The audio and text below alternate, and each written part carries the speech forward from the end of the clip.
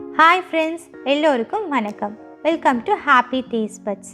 இன்றைக்கி நாம் Happy Taste பட்ஸில் சவுத் இண்டியன் லன்ச் மெனுவில் ரொம்ப இம்பார்ட்டண்ட்டான ரோல் ப்ளே பண்ணக்கூடியது ரசம். ஸோ அந்த ரசத்துக்கு நல்ல ஒரு சுவையும் மனமும் கொடுக்கக்கூடியது நம்ம யூஸ் பண்ணுற ரசம் பவுடர்.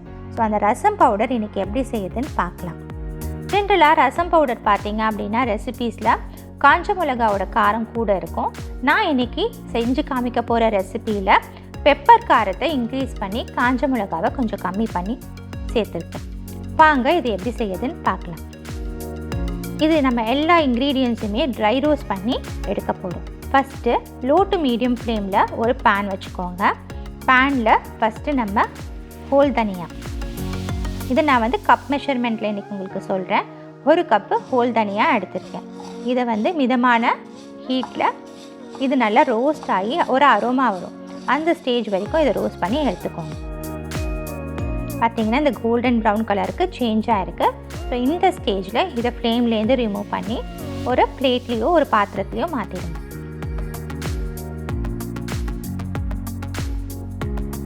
நெக்ஸ்ட்டு ஃப்ளேமை லோ பண்ணிக்கோங்க, ஏன்னா ஆல்ரெடி கொஞ்சம் ஹீட் ஆகிருக்கும். 1/2 கப்பு சீரகம், இதையும் நம்ம மிதமான சூட்டில் நல்லா ரோஸ்ட் பண்ணி எடுத்துக்கலாம். இதுவும் ரோஸ்ட் ஆன உடனே நல்ல ஒரு அரோமா நமக்கு கிடைக்கும். ஸோ அந்த ஸ்டேஜில் இதை ஃப்ளேம்லேருந்து ரிமூவ் பண்ணிடுங்க. சீரகம் பார்த்தீங்க அப்படின்னா கலர் சேஞ்ச் ஆகிருக்கு. ஸோ இந்த ஸ்டேஜில் ரிமூவ் பண்ணிவிட்டு சேம் பிளேட்டுக்கு மாற்றிக்கலாம். நெக்ஸ்ட்டு நம்ம மிளகு வறுக்க போகிறோம். மிளகு பார்த்தீங்க அப்படின்னா நான் அளவு சொன்ன மாதிரி 1/2 கப்புக்கும் 3/4 கப்புக்கும் இன்பிட்வீன் எடுத்துருக்கேன். கிட்டத்தட்ட 65% ஆஃப் த கப் நான் மிளகு எடுத்திருக்கேன். ஸோ இதையும் அதே மாதிரி ரோஸ்ட் பண்ணி எடுத்துக்கோங்க.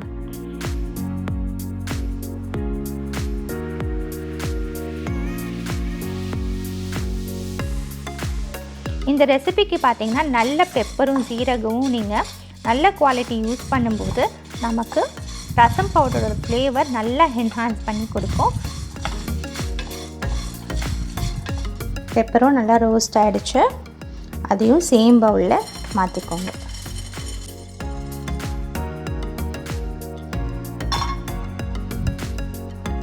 அடுத்து இந்த பேனில் நான் ஒரு 1.5 டேபிள் ஸ்பூன் அளவுக்கு துவரம் பருப்பு எடுத்திருக்கேன். இது பருப்பு லேசாக கோல்டன் ப்ரௌன் கலர் வர வரைக்கும் வறுத்து எடுக்க போகிறோம். நான் இந்த ரெசிப்பியில் பார்த்தீங்க அப்படின்னா துவரம் பருப்பை கம்மியாக யூஸ் பண்ணியிருக்கேன். ஏன்னா ஜாஸ்தியாக யூஸ் பண்ணும்போது நமக்கு ரசம் திக்காகிடும். ஸோ இந்த அளவுக்கு யூஸ் பண்ணும்போது ரசம் நமக்கு நல்ல ஒரு தின்னான கன்சிஸ்டன்சியில் கிடைக்கும். ஸோ இதுவும் ரோஸ்ட் ஆகிடுச்சு. இதையும் இப்போ சேம் பவுலில் மாற்றிக்கலாம்.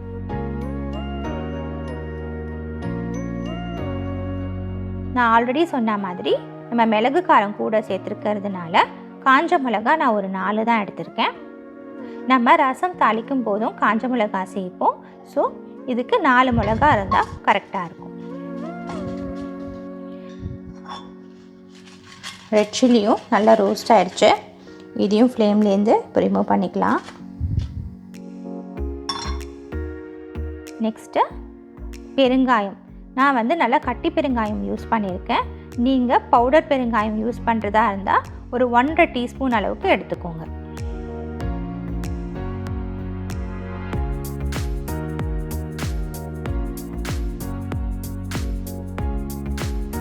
நல்லா பொரிஞ்சு வந்துருச்சு. இதையும் சேம் பவுலில் இப்போது நம்ம ட்ரான்ஸ்ஃபர் பண்ணிக்கலாம்.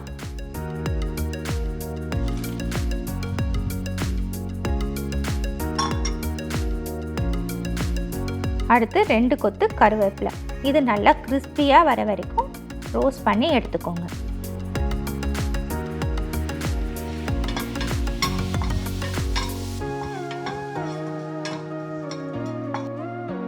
நல்லா ரோஸ்ட் ஆகிடுச்சு.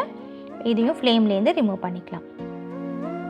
இப்போ நம்ம வறுத்த பொருள் எல்லாமே நல்லா கூல்டவுன் ஆனதுக்கப்புறமா இதை ஒரு ட்ரையான மிக்ஸி ஜாரில் சேர்த்து அரைக்க போகிறோம்.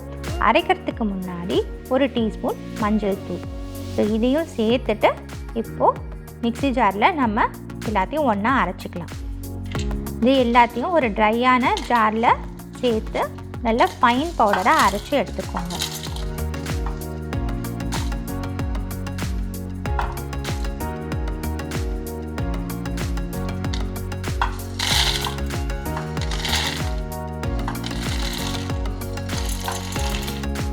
இந்த மாதிரி நல்லா ஃபைன் பவுடராக அரைச்சி எடுத்துக்கோங்க. நான் அரைச்சி எடுத்த பவுடரை ஒரு ஏர்டைட் கண்டெய்னரில் ப்ராப்பராக ஸ்டோர் பண்ணி யூஸ் பண்ணிங்க அப்படின்னா எத்தனை நாள் வேணாலும் உங்களுக்கு வரும். அண்ட் எல்லா டைப் ஆஃப் ரசத்துக்குமே நீங்கள் இந்த ரச பவுடரை யூஸ் பண்ணலாம். அண்ட் இன் ஜென்ரல் ரசத்துக்கு பார்த்திங்க அப்படின்னா ரசம் பவுடர் லாஸ்ட்டில் யூஸ் பண்ணும்போது நல்ல ஒரு ஃப்ளேவர் கிடைக்கும் நமக்கு ரசத்துக்கும். அண்ட் ஜென்ரலாக ரசம் பவுடர் போட்ட உடனே ரொம்ப கொதிக்க விடக்கூடாதுன்னு சொல்லுவாங்க. ஏன்னா நமக்கு அந்த மிளகு காரம் சேர்க்கும்போது அது ஒரு கசப்பு தன்மையை கொடுத்துடும்.